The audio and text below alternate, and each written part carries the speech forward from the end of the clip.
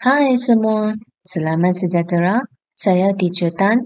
Dalam video kali ini, cikgu akan berkongsi tentang matematik tingkatan 2, bab 6, bentuk geometri 3 dimensi, bahagian yang keempat.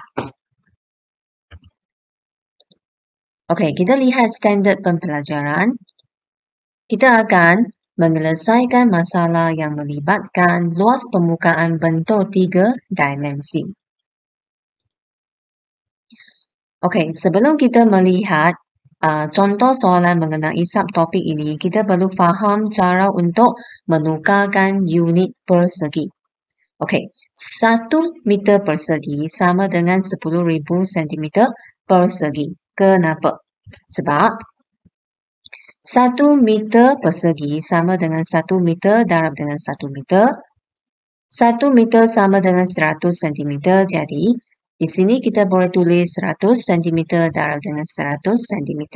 Jadi, bersamaan dengan 10,000 cm persegi.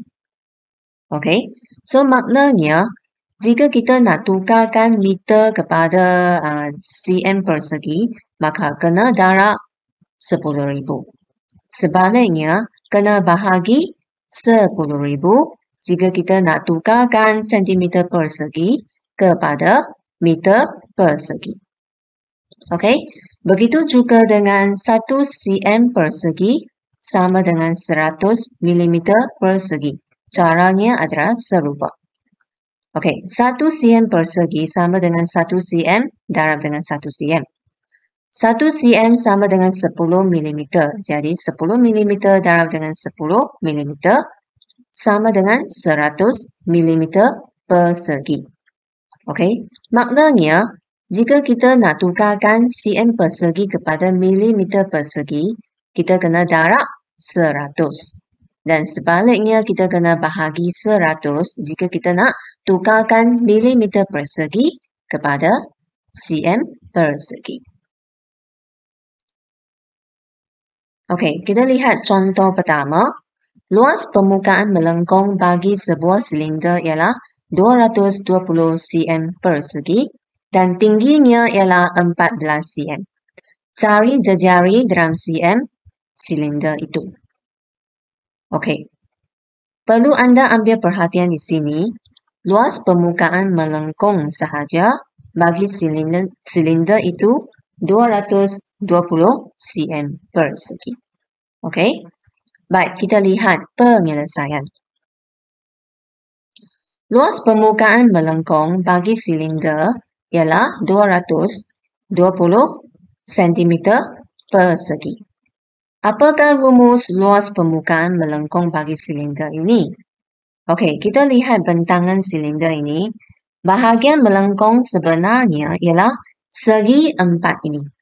Okey, jadi luas permukaan melengkung silinder sama dengan luas segi 4 inilah, iaitu panjang darab dengan lebar.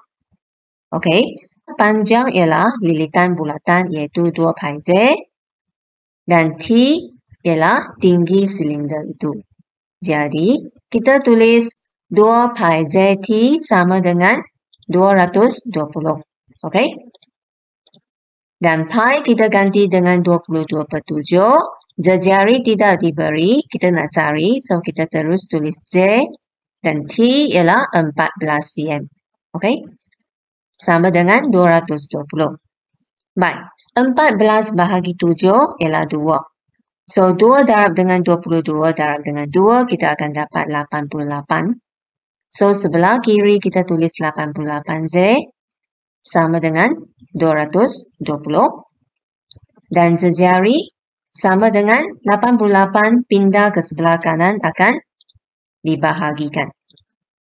Okey, so tekan kalkulator jejari silinder itu kita akan dapat 2.5 cm. Okey, contoh kedua. Diberi luas permukaan sfera ialah 1386 cm persegi. Cari nilai X. X ialah jejari sfera tersebut. Okey, kita lihat penyelesaian. Okey, So, luas permukaan sfera telah diberi. Jadi, kita tulis 4 pi Z kuasa 2, iaitu rumus bagi luas permukaan sfera tersebut. Okey, sama dengan 1386. Okey, baik. Gantikan pi dengan 22/7 dan jejari kita ganti dengan X. Okey, jangan lupa kena kuasa 2. Okey, baik. 4 darab dengan 22 kita dapat 88. Seterusnya kita pindahkan 88/7 ke sebelah kanan. Jadi 1386 kena bahagi dengan 88. Kemudian darab dengan 7. Kemudian tekan kalkulator, kita akan dapat nombor inilah. Kemudian kuasa 2 pindah ke sebelah kanan akan jadi apa? Punca kuasa 2. Okey. Kita akan dapat 10.5 cm. Okey, kita lihat contoh yang ketiga. Jumlah luas permukaan kon tegak dan piramid tegak adalah sama. Cari nilai H.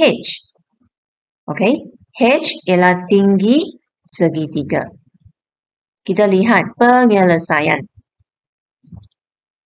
Okey, diberi soalan luas permukaan kedua-dua pekerja ini adalah sama. Okey, kita cari luas permukaan piramid dahulu, iaitu luas tapak 16 darab dengan 16. Okey, tapaknya ialah segi 4 sama.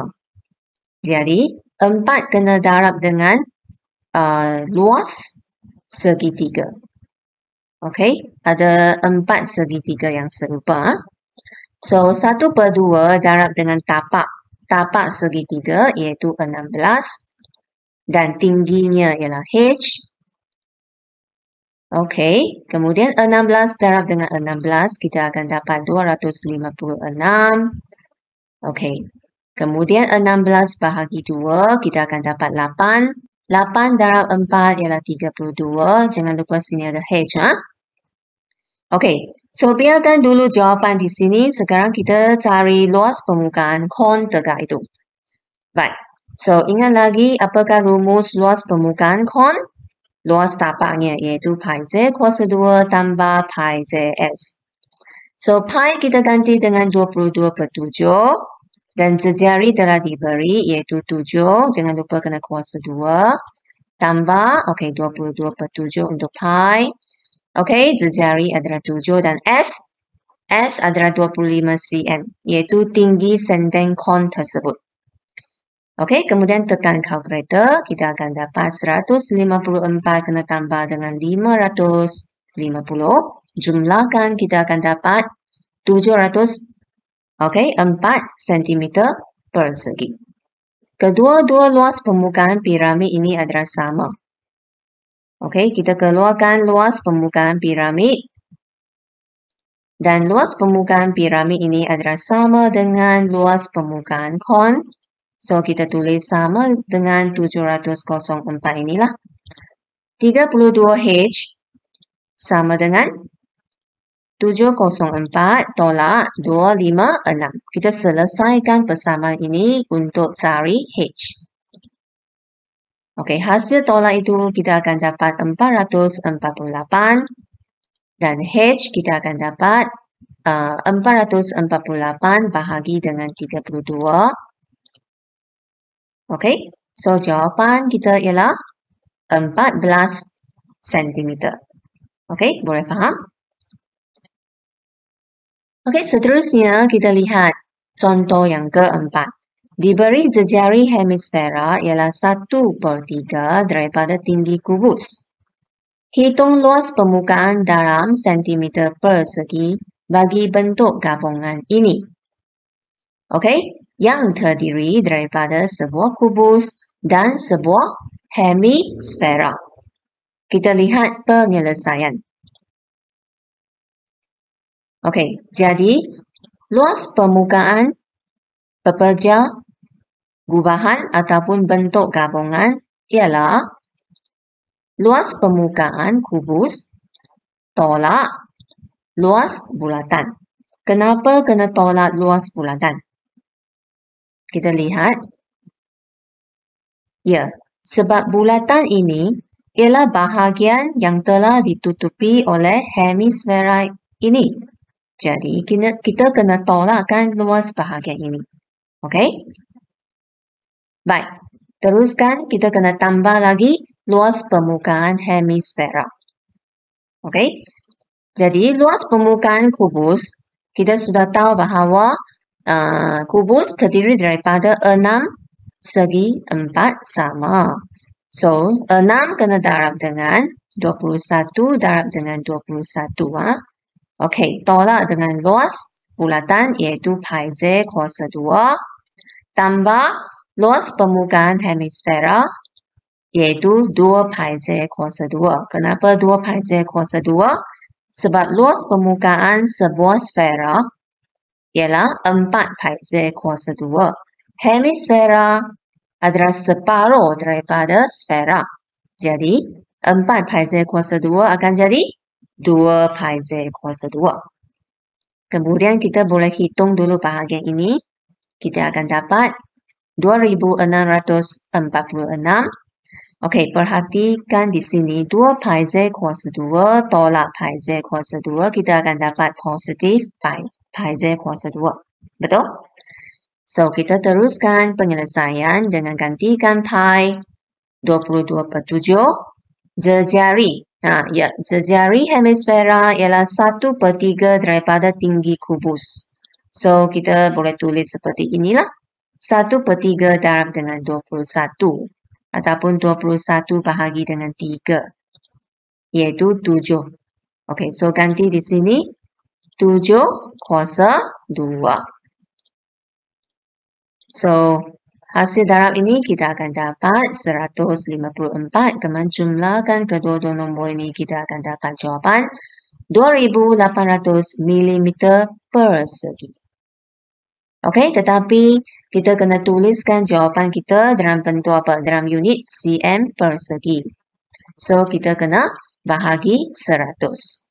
Kenapa bahagi 100? Sebab 1 cm persegi sama dengan 100 mm persegi. So, bila kita nak tukarkan mm persegi kepada cm persegi, kita kena bahagi 100.